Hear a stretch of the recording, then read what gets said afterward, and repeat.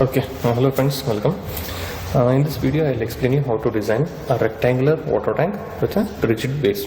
Okay, rectangular liquid retaining structures with a rigid base. Okay. Now here we have a question. Design a rectangular water tank of size 4 meter by 6 meter and 3 meter deep, resting on firm ground. Okay. Here they have directly given you the dimensions of the rectangular tank. If not, they would have given you the total volume of the liquid to be retained. Then in that case you can decide the length and breadth of the tank by yourself. But here in this question they have given the dimensions of the water tank. Okay. Also the height of the water tank is given. The liquid to be retained is 3 meters. You can add freeboard on the top, 200 or 300 millimeters. Okay. So it is given the tank rests on firm ground. Okay. You can use M25 grade of concrete and Fe415 grade of steel. Okay, and the water tank is free at the top. There is no need to design the slab in which should be cast monolithic with respect to the wall. Okay, that is not given. Okay, it is free at the top. Okay. Then what happens? This vertical wall behaves in a cantilever manner. Okay, that means here it is assumed to be fixed and at the top it is assumed to be free. Just imagine a cantilever beam fixed at one end and free at the other end, subjected to UDL. Okay, what happens there? The free end tries to deform, okay, with the loading, and the one at the fixed end, okay, the part at the fixed end, even though there is loading, there will not be any deformation or rotation. Now for analysis we have these constants. That is, for M25 grade of concrete, sigma CBC is 8.5 Newton per millimeter square, and sigma ST, that is stresses, allowable stresses in tension in the steel for Fe415 and Fe500 grade of steel, that is HYSD bars. Tension near the water phase is 150 Newton per millimeter square, and tension from the away from the water phase or liquid phase is 190 Newton per millimeter square. Now for these two parameters, calculate these four constants. We know how to calculate this one: M, modular ratio, K, J and Q. Okay. Calculate these factors, constants. M turns out to be 10.98, K is 0.383, J is 0.87 and Q is 1.42. Okay. Now coming to the bottom 1 meter of the cantilever or 1 meter of the wall. Okay, cantilever wall. Here, as I told you, this works or behaves like a cantilever portion because this is cast in monolithic with the base slab. Okay. Here we have liquid inside this tank. So liquid exerts some pressure, and how does it exert pressure? It exerts in a trapezoid or a triangular form. Here at the top it would be least and it increases with the depth. Okay. So what will be the moment? It is given by moment at any point is force into distance. Force is water pressure over here. Okay, force is pressure. The distance is the distance of the CG of this liquid pressure from the bottom. Okay, here we are going to calculate the moment at the bottom, at the juncture of wall and slab. There moment will be maximum. Okay, so what is the distance of this pressure from the bottom? That is 1 by 3 into H. Why? Because see, it forms a triangle, so the CG of the triangle from the base will be 1 by 3. Here we will not multiply it with H because we are considering only the last 1 meter portion, so it is 1 by 3 into 1, that is 1 by 3. So what is the pressure? Pressure is given by this formula, 1 by 2 into WH into 1 is because of 1 meter height. Okay, so substitute these values. The density of water we know it is 9.8. Okay, total H is 3 meters and this H is 1 meter height. Okay, so moment turns out to be 4.9 kilonewton meter. Okay, moment turns out to be 4.9 kilonewton meter. Now let us draw the top plan. This is the top view or plan of the water tank. Now you can see this is the longer side, it is given 6 meters, and this is the shorter side, 4 meters. It is taken as length, longer side, and the shorter side is taken as breadth, B, denoted by B. Now if you can see, all these 4 walls are cast monolithic. Okay, these are slabs. if you see from the top, it behaves like a continuous beam. Okay, this is one beam and this is another beam. This is one beam. This is one beam. Okay, this behaves like a continuous beam. See, here we have a joint. Okay, this is member AC, and here we have another member. Just this joint acts like a support. Okay, all these joints A, B, C and D acts like a support. So this becomes a continuous beam like. Okay, so how you analyze this one? Just like your frames or continuous beams, right? So in this method, here we'll use the moment distribution method to analyze this frame. Okay, this is in the form of a frame, so we'll analyze using moment distribution method. Now pressure is given by W into H minus 1. W is 9.8, you know, density of water. H is 3 meters. Okay, P turns out to be 19.6 kilonewton per meter square. Okay, maximum pressure at the bottom. So here see, for calculating doing this moment distribution method, what we will do, first we will calculate the fixed end moments. What is fixed end moments? It is given by MFAB is equal to fixed end moments of EAB is WL square by 12. But here we know W is nothing but the pressure applied uniformly throughout the wall. So we will replace W with P. It is moment is PL square by 12. P we know 19.6, L is 6. You can substitute this 19.6 here, or you just keep it P. It's left to you. Anyhow, at the finally you will get the same answer. For calculation purpose, for simplicity purpose, I have kept P as it is. Later we will substitute P with this value. Okay. Now what is MFAB? It turns out to be minus 3P. And MFAC will analyze one joint at a time and then apply the same for all the other joints. Now we will consider joint A. Okay.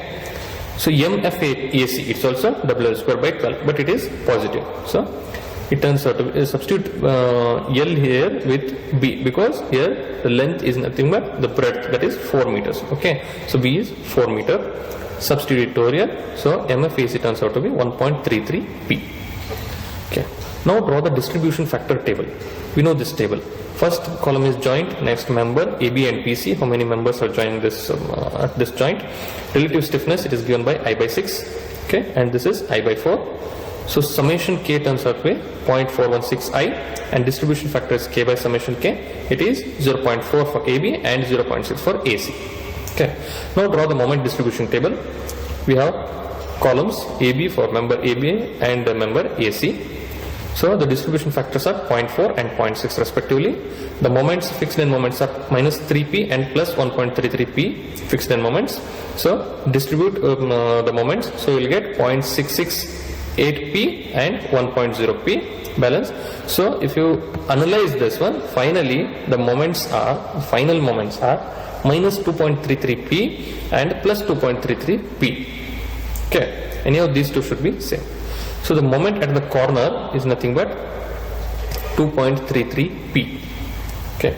Now substitute this P value 19.6 as I told you earlier. So total moment turns out to be 45.7 kilonewton meter. Okay. Now let us draw this bending moment diagram. Free bending moment diagram is first one for fixed end moments 2.33P and minus 2.33P. Okay. Right. Now draw the bending moment separate for the UDL when there is simply supported beam. For AB, if it is a simply supported beam subjected to UDL, what would be the moment? It would be like this, parabolic upwards. It is WL square by 8. So if I want this net moment, I will subtract this WL square by 8 with this one 2.33P or 45.7.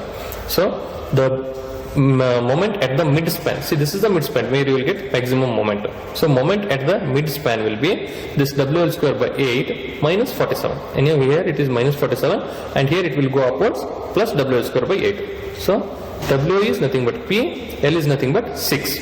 Okay, substitute all these values and then we will get moment as 42.5 kilonewton meter.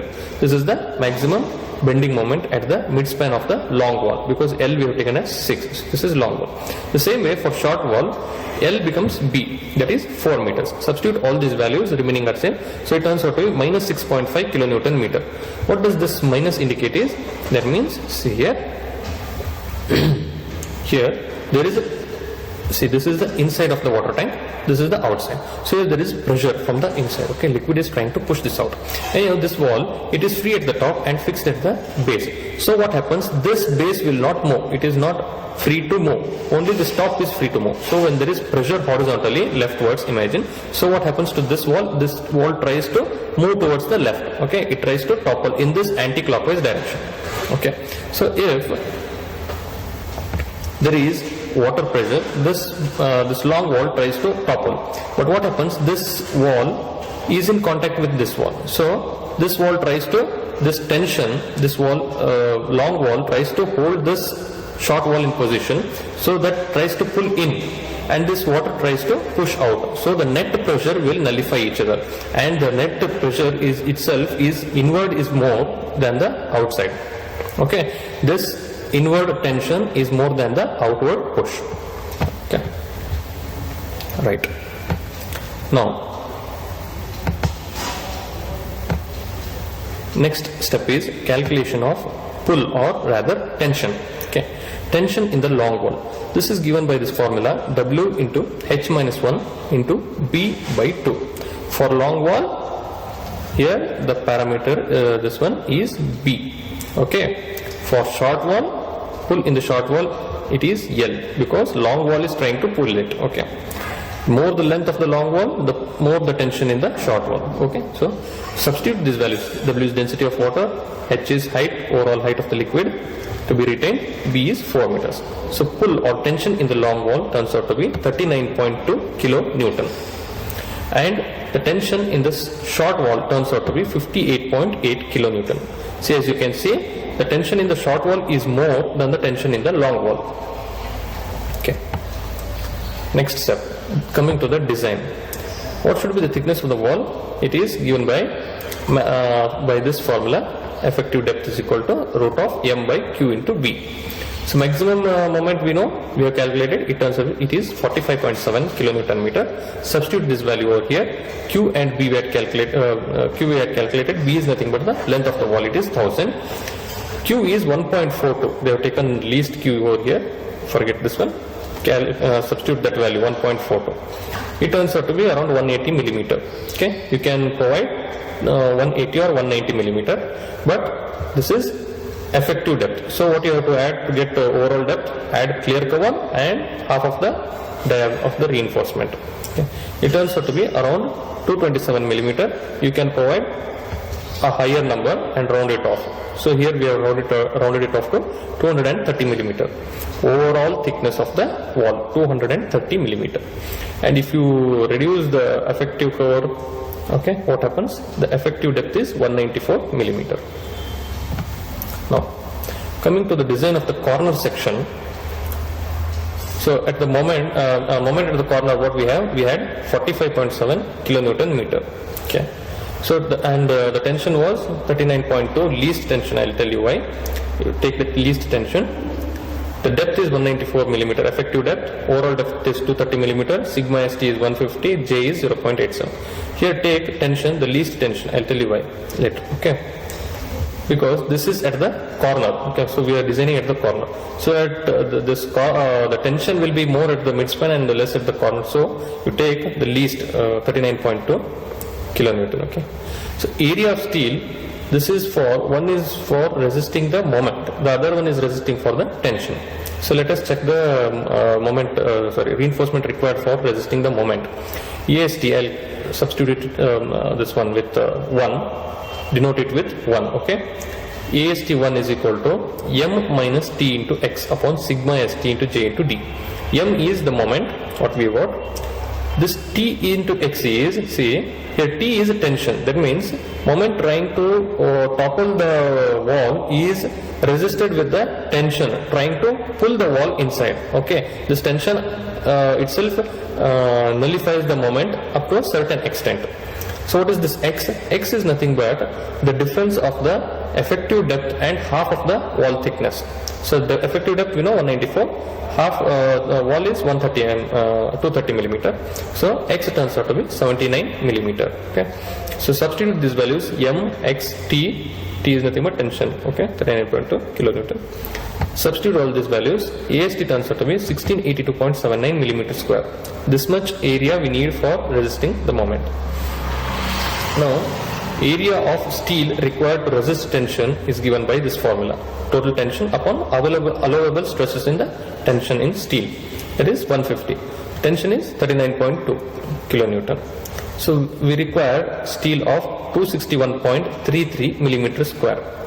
So total AST turns out to be 1682 plus 261. It is 1944 millimeter square. So for this we are using 16 mm dia bars. Spacing turns out to be 103.3 millimeter. Will provide 100 millimeter. Okay, keep this in mind. And this is the corner reinforcement requirement. Now design of mid-span section of the long wall. Okay, mid-span section of the long wall. Here tension is away from the water phase. Okay, tension is away from the water phase. So near the water phase it will be compression. Moment we had calculated 42.5. Tension is 39.2. Sigma, ST and J you know. Okay, substitute these values over here. M, X, T, sigma, ST, J, D. AST1 for reinforcement requirement for resisting moment turns out to be 1201.1 millimeter square, and sigma AST2, that is reinforcement required to resist tension, is given by tension upon sigma ST, that is 39.2 upon 190, turns out to be 206.31 millimeter square. Total AST is, it becomes 1407.41 millimeter square. Now if you use 16 mm dia bars, the spacing turns out to be 140 millimeter per 140 millimeter center to center space. Okay. Now design of the mid-span section of the short wall.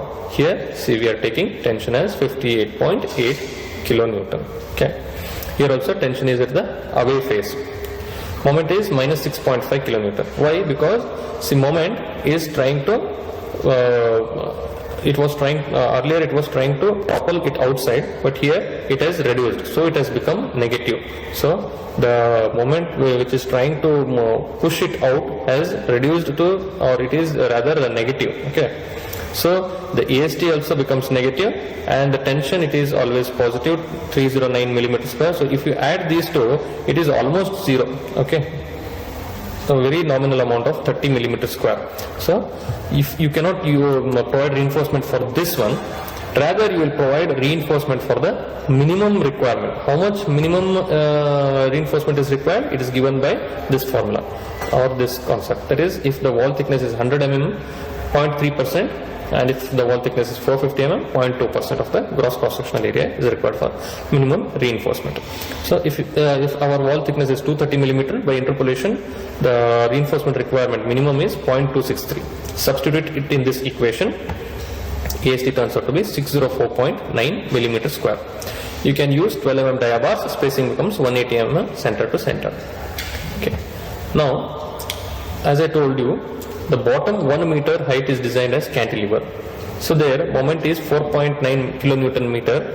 Since the moment is very small, so what we will do, we will provide minimum reinforcement requirement, that is nothing but 0.263. So you can this is for vertical reinforcement. So this is, you can provide dia 12 mm at 180 mm center to center, or if you reduce the dia, spacing turns out to be 120 mm center to center. You rather provide this dia itself, because while fabrication and placing the reinforcement, this would be easier. Okay, so this is vertical reinforcement, vertical steel. Now coming to the last part, design of the base slab. Since you know the height of the liquid retaining is only 3 meters, the pressure will also be very minimal. So what we will provide? We will provide 170 mm or 150 mm rather 150 mm thick RC slab, and minimum 0.3% of the steel is required as a mesh. So if you calculate the reinforcement required, it turns out to be 450 millimeter square. Provide 10 mm dia bars at 170 mm center to center in both the direction, at the top and the bottom. Okay, this is sufficient for base slab. Okay, this ends the reinforcement design of the rectangular water tank. Now here you have reinforcement details. This shows, this is the top plan. This is the corner reinforcement, dia 16 at 100 mm center to center. This is the short wall reinforcement mid-span section that is diac 12 at 180 mm center to center reinforcement. See the reinforcement detailing here. This is the short wall reinforcement, that is it should go run along the length and then it should have some development length like this. Okay, and this is the main reinforcement of the long wall. This should run in this fashion and bend like this for this one joints or this one what do you call it? Anchorage. Okay, this is the vertical section.